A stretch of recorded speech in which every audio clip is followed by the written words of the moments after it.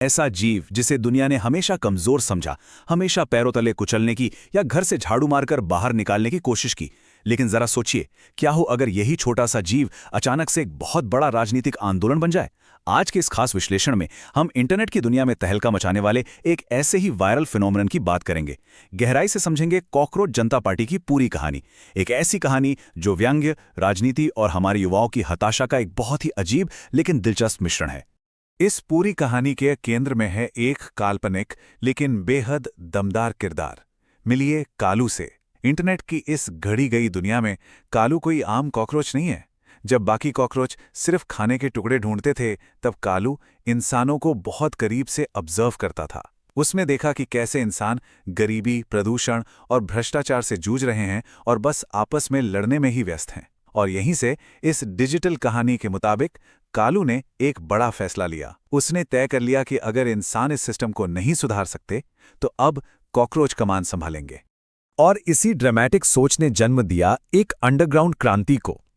शहर के एक अंधेरे सीवर की कल्पना कीजिए, जहां हजारों कॉकरोच की एक भारी भरकम गुप्त मीटिंग बुलाई गई है।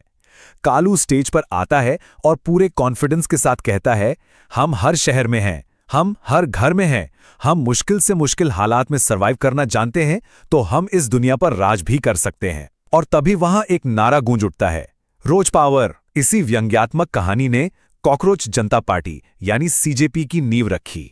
तो चलिए अब आगे बढ़ते हैं सेक्शन 1 की तरफ, truth behind the meme, the catalyst. यहां हमारे सामने सबसे बड़ा सवाल ये आता है कि आखिर एक मामूली सा मीम इतनी बड़ी क्रांति में बदल कैसे गया। कैसे एक साधारण सा इंटरनेट जोक देखते ही देखते एक असली और विशाल ऑनलाइन कम्युनिटी बन गया। जाहिर है, डिजिटल दुनिया में कोई भी चीज बिना किसी ठोस चिंगारी के इतनी तेजी से आग नहीं पकड़ती।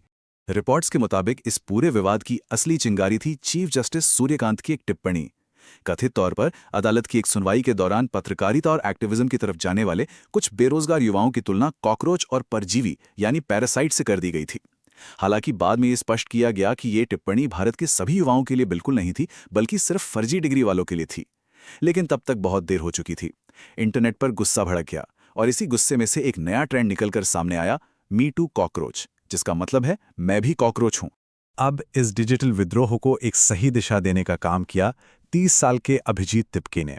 बॉस्टन यूनिवर्सिटी के छात्र और पॉलिटिकल कम्युनिकेशन स्ट्रैटेजिस्ट अभिजीत ने इंटरनेट के इस उबलते गुस्से को एक तीखे व्यंग में बदल दिया। उन्होंने कॉकरोच जनता पार्टी नाम से एक ऐसा ऑनलाइन ग्रुप बनाया जिसकी मेंबरशिप के लिए बड़ी मजाकिया शर्तें रखी गई, जैसे कि मेंबर बनने के लिए आपका बेरोजगार होना, आलसी होना, हमेशा ऑनलाइन रहना और प्रोफेशनली बस शिकायतें करना जरूरी हैं। जो बात महज एक जोक की तरह शुरू हुई थी, वो अब एक बहुत ही गंभीर डिजिटल आकार लेने लगी थी। अब हम बात करेंगे इसके फैलाव की। Section 2, breaking the internet, massive digital footprint. 15 million, जी हां, पूरे 1.5 करोड़। ये कोई छोटा मोटा नंबर नहीं है। कॉकरोच जनता पार्टी के इंस्टाग्राम अकाउंट ने बहुत ही कम समय में 1.5 करोड़ फॉलोअर्स का विशाल आंकड़ा पार कर लिया। एक मजाकिया पेज से इतने सारे लोगों का जुड़ना, ये साफ दिखाता है कि इसके पीछे का जो मैसेज था वो लोगों के दिलों को कितनी गहराई से छू रहा था। 1.5 करोड़ फॉलोअर्स का मतलब समझ रहे हैं? इस सटायर पेज ने सत्ताधारी पार्टी बीजेपी के आधिकारिक इंस्टाग्राम फॉलोअर्स की संख्या को भी काफी पीछे छोड़ दिया, जो लगभग 8.8 मिलियन के आसपास है। डिजिटल स्पेस में ये सच में एक बहुत बड़ा उलटफेर था।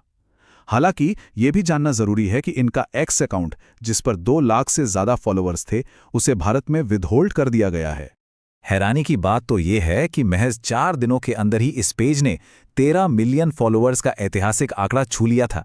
यही नहीं, गूगल फॉर्म्स के जरिए हजारों लाखों लोगों ने इस तथाकथित पार्टी के लिए आधिकारिक तौर पर साइन अप भी किया। कुछ वॉलंटियर्स तो बाकायदा सड़कों पर सफाई अभियानों में कॉकरोच की ड्रेस पहनकर आने लगे। हालांकि कुछ आलोचक इसे महज एक ऑनलाइन पॉलिटिकल थिएटर मानते हैं और इसके निर्माता के पुराने राजनीतिक संपर्कों का हवाला देते हुए ये सवाल भी उठाते हैं कि क्या ये सच में पूरी तरह से एक स्वाभाविक मूवमेंट है। चलिए अब इनके एजेंडे पर नजर डालते हैं। Section 3, the cockroach master plan, काम फास्ट, सिस्टम लास्ट। जरा इनकी विजुअल ब्रांडिंग पर गौर कीजिए। एक तरफ चश्मा और सूट पहने हुए एक बेहद गंभीर सा कॉकरोच और दूसरी तरफ इनकी एक शाखा नेशनल पैरासिटिक फ्रंट का लोगो। ये डिजाइन हमारी पारंपरिक राजनीति और उसके तौर तरीकों पर एक बहुत ही सीधा और तीखा प्रहार है। रंग, लेआउट और वो आक्रामक पोज, ये सब एक परफेक्ट राजनीतिक सटायर का हिस्सा हैं। इसे व्यवस्था का मजाक उड़ाने के लिए बड़ी ही चालाकी से डिजाइन किया गया है। अपनी इस काल्पनिक दुनिया में सीजेपी ने 5 बहुत ही फ्यूचरिस्टिक वादे किए हैं। पहला, क्लीन इंडिया 2.0, जहां एआई रोबोट्स शहर साफ करेंगे। दूसरा, अंडरग्राउंड और फ्लाइंग ड्रोन वाला सुपर फास्ट ट्रांसपोर्ट। तीसरा है फ्री एआई टीचर्स के साथ एजुकेशन रेवोल्यूशन। चौथा, स्मार्ट रोबोटिक तकनीक के साथ फार्मर पावर। और पांचवा, दुनिया का नेतृत्व करता हुआ एक नया इंडिया टेक एम्पायर। अब ये वादे भले ही पूरी तरह से हवाई लगें, लेकिन असल में ये एक ऐसे आधुनिक भविष्य की मांग को दिखाते हैं जो आज का युवा हकीकत में चाहता है। इस डिजिटल कहानी का क्लाइमैक्स और भी जबरदस्त है। कालू लाल किले से एक बेहद जज्बाती भाषण देता है। उसका मेन मैसेज है, साइज में छोटे लेकिन सर्वाइवल में सबसे आगे। वो कहता है कि कॉकरोच को हमेशा दबाया गया, कुचला गया, लेकिन वो कभी खत्म नहीं हुए।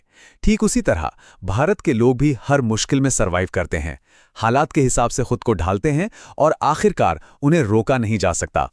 ये एक ऐसा डायलॉग है जो सीधे तौर पर उन युवाओं की भावनाओं से जुड़ता है जो हर रोज अपने संघर्षों से लड़ रहे हैं। अब आते हैं उस असल मुद्दे पर जिसने इस मूवमेंट को जन्म दिया। Section 4, the real youth crisis beyond the satire. आज भारत की आबादी 1.4 बिलियन यानी 140 करोड़ है और इसमें से लगभग आधी आबादी 30 साल से कम उम्र की है। हम दुनिया की सबसे युवा आबादी वाले देशों में से एक हैं, लेकिन इस विशाल युवा शक्ति के सामने रोजगार की भारी कमी, लगातार बढ़ती महंगाई और एक बेहतर जिंदगी के बेहद सीमित अवसर जैसी बहुत ही गंभीर चुनौतियां खड़ी हैं। ये एक ऐसा दबाव है जो हमारे समाज की सतह के ठीक नीचे हर वक्त उबलता रहता है। एक हालिया सर्वे के आंकड़े देखिए। 29% भारतीय युवा किसी भी तरह की राजनीतिक भागीदारी से पूरी तरह दूर रहते हैं और केवल 11% ही किसी राजनीतिक दल के आधिकारिक सदस्य हैं। तो जब पारंपरिक राजनीति युवाओं के मुद्दों को जोड़ने और उन्हें सुलझाने में फेल हो जाती है, तो उनकी यही निराशा और गुस्सा ऐसे ही व्यंग्यात्मक ऑनलाइन मूवमेंट्स के रूप में फूट पड़ता है। वे अपनी बात कहने के लिए एक अलग ही मंच खोज लेते हैं। तो कुल मिला के बात यह है कि जो चीज़ महज एक छोटे से इंटरनेट मीम और एक जोक के रूप में शुरू हुई थी, आज वो भारत के युवाओं के बीच फैले एक गहरे असंतोष और निराशा का बहुत बड़ा प्रतीक बन चुकी है। ये आंदोलन साफ तौर पर दिखाता है कि युवा अपने मुद्दों को उठाने के लिए नए, डिजिटल और कभी-कभी बेहद अजीब तरीके आजमा रहे हैं। उन्हें असली प्रतिनिधित्व की तलाश है, एक ऐसी आवाज़ की तलाश है जो उन्हें सच में समझे। और इसी के साथ हम इस विश्लेषण के सबसे अहम और विचारणीय सवाल पर पहुंचते हैं। अगर एक व्यंग्यात्मक कॉकरोच करोड़ों युवाओं का ध्यान खींच सकता है, एक इतना विशाल आंदोलन खड़ा कर सकता है, तो ये हमारे भविष्य की राजनीतिक व्यवस्था के बारे में क्या संकेत देता है? आने वाले समय में इंटरनेट से जुड़े ये डिजिटल नेटिव्स राजनीति और शासन की दिशा कैसे तय करेंगे?